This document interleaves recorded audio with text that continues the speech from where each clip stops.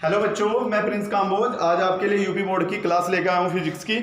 ठीक है, कल भी हमने लास्ट टाइम आपका पढ़ा था इलेक्ट्रिक फील्ड वैद्युत क्षेत्र, और कल से ही रिलेटेड आज हम आगे और पढ़ेंगे वैद्युत क्षेत्र को। ठीक है, कल हमने टेस्ट चार्ज पढ़ा था। आपको याद होगा कि हमने क्या क्या पढ़ा था। कॉपी पेन उठाकर बैठ जाएं। जब भी आप वीडियो को देखें लाइक जरूर करें। वीडियो आपको अच्छी लगी हो कमेंट में अपना क्वेश्चन जरूर बताएं।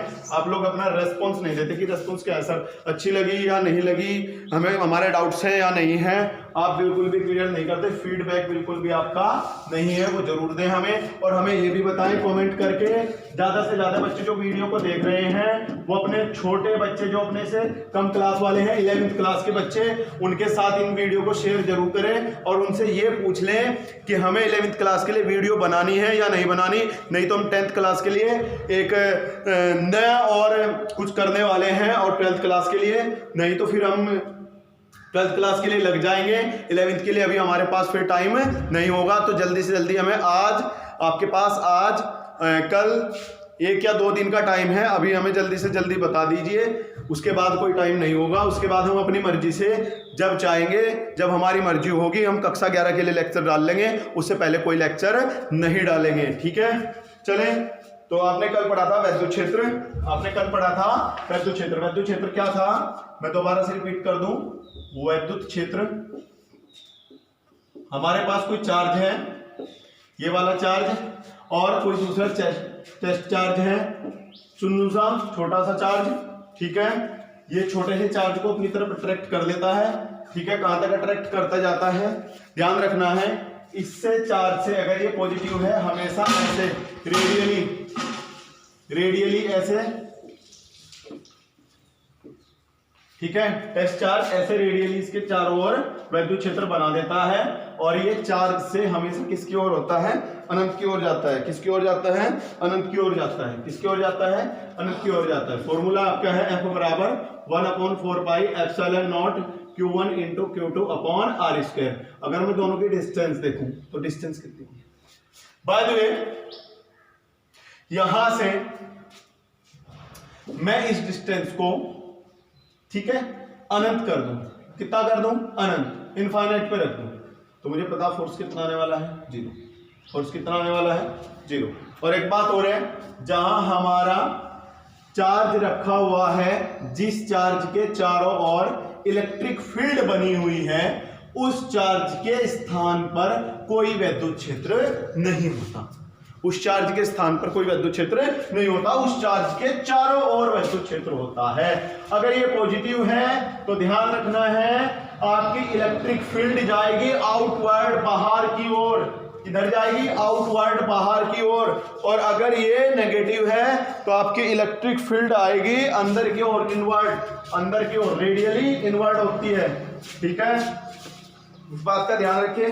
कल मैंने वैद्युत बल रेखाओं के बारे में आपसे बताया था। जो वैद्युत बल रेखाएं होती हैं, एक हमारे पास नेगेटिव है, एक हमारे पास पॉजिटिव है। तो वैद्युत बल रेखाएं धनात्मक से निकलकर किसकी ओर चलती हैं, ऋणात्मक की ओर चलती हैं, और ये निष्कोण बनाते हुए चलती हैं। कल डायग्राम मैंने बना दिया था, हालांकि फिर भी मैं आज थोड़ा सा डायग्राम आपसे बना के दिखा देता हूं। हमेशा धनात्मक से निकलती हैं, ऋणात्मक की ओर चलती हैं, धनात्मक से निकलती हैं, ऋणात्मक की ओर चलती हैं। सिंबल भी मैंने दिया हुआ है एरो का।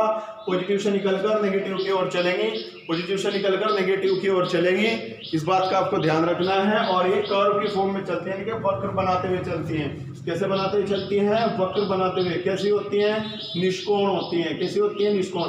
तो इंपोर्टेंट सी हेडिंग डालेंगे, प्यारी सी हेडिंग डाल लें, इंपोर्टेंट हेडिंग डाल लें फटाफट से। बोर्ड परीक्षा के लिए इंपोर्टेंट है, हेडिंग डालो, वैद्युत बल रेखाओं के गुण। वैद्युत बल रेखाओं के गुण, properties of electric lines of force. वैद्युत बल रेखाओं के गुण, फटाफट से हेडिंग डाल लें, वैद्युत बल रेखाओं के गुण। नंबर 1,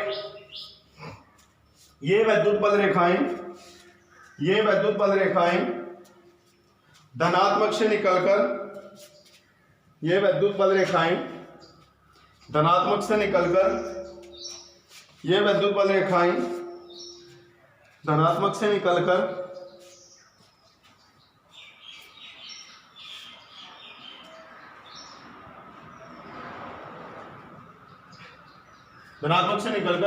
ऋणात्मक पर समाप्त होती हैं।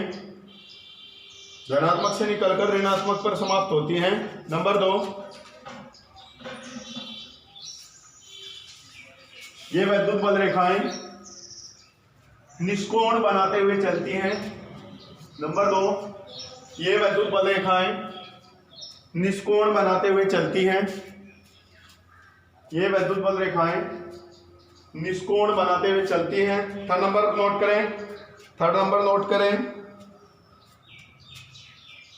ये वैद्युत बल रेखाएं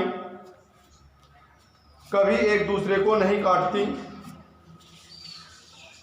ये वैद्युत बल रेखाएं कभी एक दूसरे को नहीं काटती,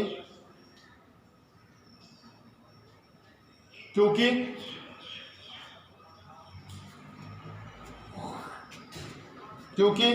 यदि एक दूसरे को काटे तो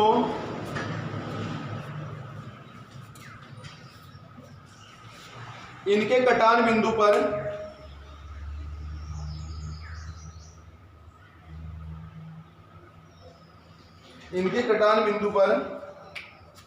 खींची जा सकने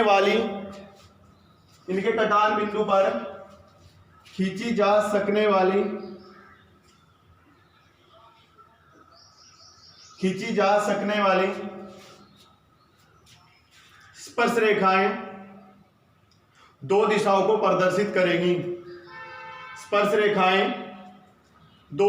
प्रदर्शित करेंगी। थर्ड पॉइंट हो गए थे। फोर्थ पॉइंट लिख लें। वैद्युत बल रेखा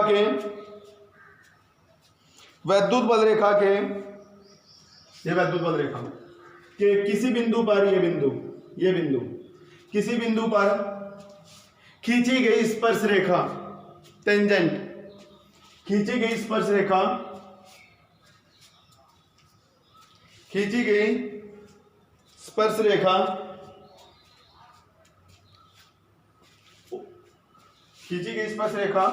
उसके वैद्युत क्षेत्र की दिशा को प्रदर्शित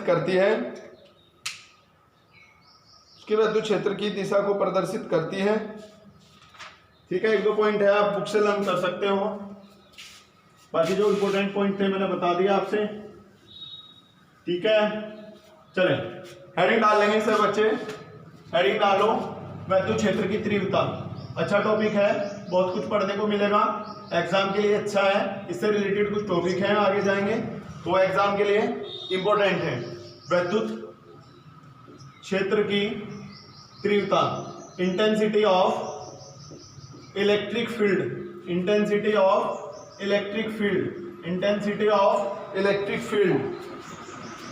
वैद्युत क्षेत्र की तीव्रता, इंटेंसिटी ऑफ इलेक्ट्रिक फील्ड। ठीक है, क्या है वैद्युत क्षेत्र की तीव्रता? वही हमने कोई चार्ज लिया है Q और इसके चारों ओर वैद्युत क्षेत्र है, और यहाँ कोई टेस्ट चार्ज जो धनात्मक होता है, धन परीक्षण आवेश इसको कहते हैं। इससे परीक्षण किया जाता है, एक्सपेरिमेंट किया जाता है, इसलिए इसको परीक्षण आवेश कहते हैं। ये इसको अपनी ओर अट्रैक्ट करेगा, ये मैंने पॉजिटिव लिया है, इसको अपनी ओर ये इससे इसको प्रतिकर्षित करेगा। रिपल्सिव होंगे दोनों एक दूसरे से, तो क्या जब ये रिपल्सिव होंगे तो इनके बीच एक फोर्स काम करेगा। इनके बीच क्या लगने वाला है? बल। तो इनके बीच एक बल लगेगा। आपको पता है कोई चार्ज उसके चारों ओर क्या होता है? वैद्युत क्षेत्र। कोई आवेश उसके चारों ओर क्या होता है? वैद्युत क्षेत्र। और वो वैद्युत क्षेत्र आपको पता है, उस वैद्युत क्षेत्र में अगर कोई दूसरा चार्ज आए तो उसे क्या करता है? वो उस वैद्युत क्षेत्र में किसी दूसरे चार्ज के आने पर उस पर वैद्युत बल लगाता है, चाहे वो आकर्षण हो और चाहे प्रतिकर्षण हो। ठीक है, तो जब उस पर वैद्युत बल लगाएगा तो क्या कहा है वैद्युत क्षेत्र की तीव्रता में कि उस पर लगने वाला बल किस पर लगने वाला? जो चार्ज इसके फील्ड में आया है उस पर लगने वाला बल और वो चार्ज, दोनों का अनुपात कहलाता है वैद्युत क्षेत्र की तीव्रता, जिसे हम E से प्रदर्शित करते हैं। जिसे हम किससे प्रदर्शित करते हैं? कैपिटल E से प्रदर्शित करते हैं। किसे प्रदर्शित करते हैं? कैपिटल E से। This is a vector quantity, तो direction F vector E vector, तो sorry E vector F vector. ठीक है, तो E इक्वल्स टू होगा F अपॉन कितना? Q naught. तो आपको पता है वैद्युत क्षेत्र की तीव्रता की क्या परिभाषा? जब किसी आवेश के चारों ओर का वह क्षेत्र जिसमें दूसरे आवेश को रखने पर उस पर लगने वाला बल और उस आवेश का अनुपात वैद्युत क्षेत्र की तीव्रता कहलाता है। वैद्युत क्षेत्र की तीव्रता कहलाता है। लिखें वैद्युत क्षेत्र के किसी बिंदु पर, अच्छा सर यहाँ वैद्युत क्षेत्र है, हाँ ये वैद्युत क्षेत्र, ये कोई बिंदु है वैद्युत क्षेत्र के किसी बिंदु पर रखे परीक्षण आवेश के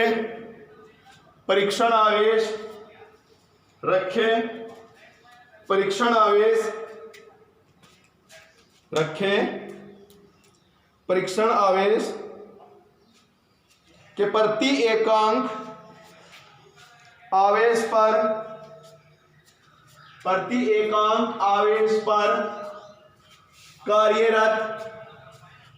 एकांक आवेश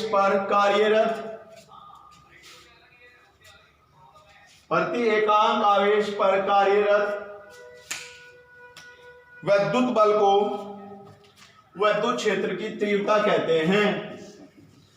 तो अपने अनुपात का, अरे बात वही है, देखते जाओ बदतमीज। तीव्रता कहते हैं, इसे ई वेक्टर से प्रदर्शित करते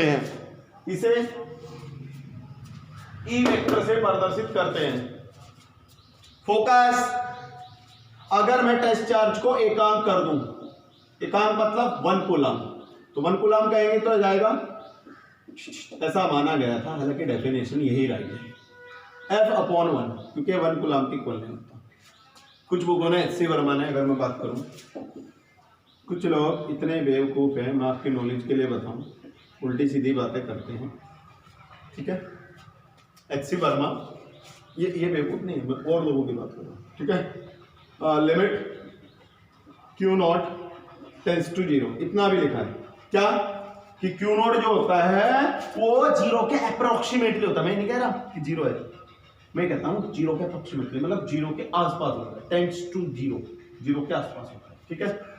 पर मैंने फिर भी इसको 1 कहा, डेफिनेशन के अकॉर्डिंग इसको 1 कहेंगे, तो 1 अपॉन में आएगा, तो आपने कहा कि लगने वाला बल वैद्युत क्षेत्र की तीव्रता, तो एफ ई के क्या आएगा, इक्वल, तो लगने वाला बल वैद्युत क्षेत्र की तीव्रता।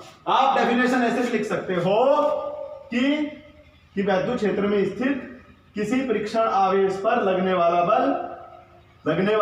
बल और परीक्षण आवेश दोनों का अनुपात वैद्युत क्षेत्र की तीव्रता कहलाता है। फटाफट से मात्रक निकाल लेते हैं। ई का मात्रक बराबर एफ का मात्रक न्यूटन अपॉन Q0 चार्ज है, सबको पता है कूलम, तो मात्रक बना न्यूटन पर कूलम, ठीक है। मात्रक क्या बना, न्यूटन पर कूलम। वीडियो को पॉज करके नोट कर लेंगे और हेडिंग डाल लें।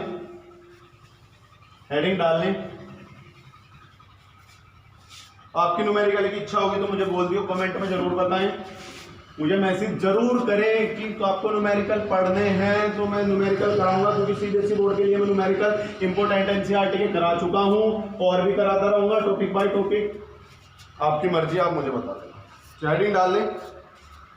बिंदु आवेश के कारण, किसी बिंदु आवेश के कारण उत्पन्न वैद्युत क्षेत्र की तीव्रता, किसी बिंदु आवेश के कारण उत्पन्न वैद्युत क्षेत्र की तीव्रता, किसी बिंदु आवेश के कारण उत्पन्न वैद्युत क्षेत्र की तीव्रता। ये कोई पॉइंट चार्ज और इससे r डिस्टेंस पर रखा है परीक्षण आवेश Q0, और ये चार्ज हमने कह लिया Q, और इनकी जो डिस्टेंस है एक दूसरे के बीच की दूरी वो है r, कितनी है r, तो पता है इससे इस पर फोर्स लगेगा इधर की ओर, और वो फोर्स हमने लगाया कितना है F, कितना फोर्स लगाया F, प्रतिकर्षण बल लगा हुआ है। तो हमें निकालनी है कि इस बिंदु पर वैद्युत क्षेत्र की तीव्रता क्या होगी, इस बिंदु पर वैद्युत क्षेत्र की तीव्रता क्या होगी, ठीक है। क्या निकालनी है, वैद्युत क्षेत्र की तीव्रता। इस बिंदु को हम A और इस बिंदु को क्या कहेंगे B, तो बिंदु B पर वैद्युत क्षेत्र की तीव्रता हमें ज्ञात करनी है। लिखे, माना बिंदु आवेश Q किसी कैपिटल के लिखना, कैपिटल के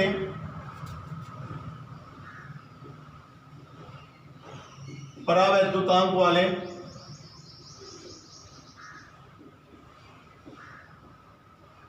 माध्यम में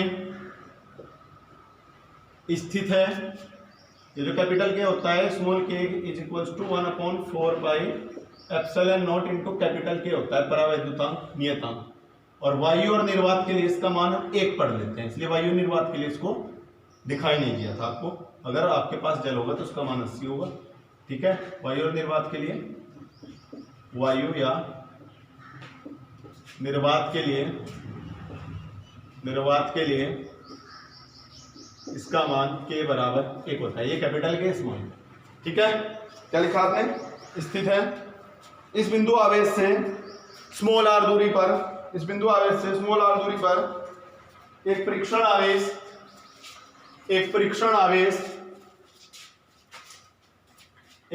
आवेश Q नॉट स्थित है, तब बिंदु P पर